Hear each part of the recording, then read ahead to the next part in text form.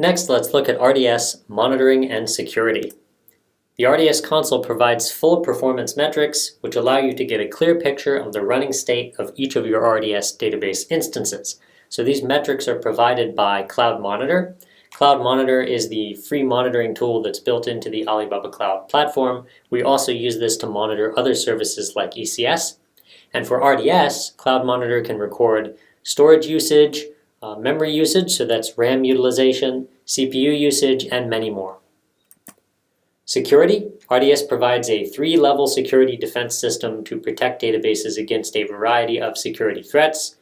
We have a built-in anti-DDoS service which protects against DDoS attacks up to 5 gigabits per second, built-in IP whitelisting which supports up to 1,000 IPs per whitelist, and WAF, or Web Application Firewall, which can help defend against brute force attacks, SQL injection attacks, and a few other forms of common database level attacks.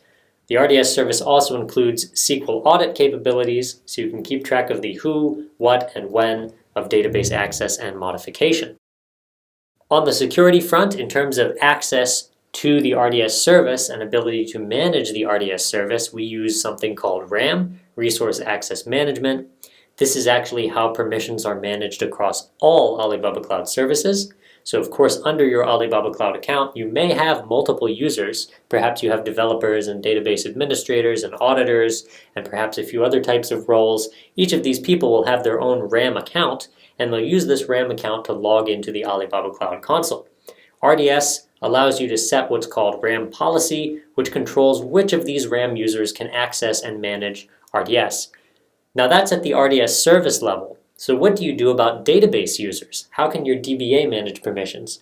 RAM can't do that. RAM is designed to manage access to Alibaba Cloud's services. So it actually works at the service level. If you need a service that allows you to manage user permissions at the database or table level, then you need to use DMS. DMS is our data management service. So with DMS, you can have a unified platform within the Alibaba Cloud console that manages access to individual databases, tables, and even columns for a variety of different users, and this is semi-automated. So as the database administrator, you can set up a web form where your RAM users can apply for time-limited permissions to use the database, and then you as the DBA can approve. When you approve, the DMS system will automatically generate and execute grant statements to give the user the permissions they asked for, and when their permissions expire, the accompanying revoke statements will also be automatically executed by DMS. So if you have multiple database users, this can save your database administrator a lot of time. Access control. So again, this is done mostly through IP address whitelisting. Every RDS instance has at least one whitelist, which contains the IP addresses or address ranges that are allowed to access the database. We also provide SSL encryption. In particular, this supports MySQL and I believe also Microsoft SQL.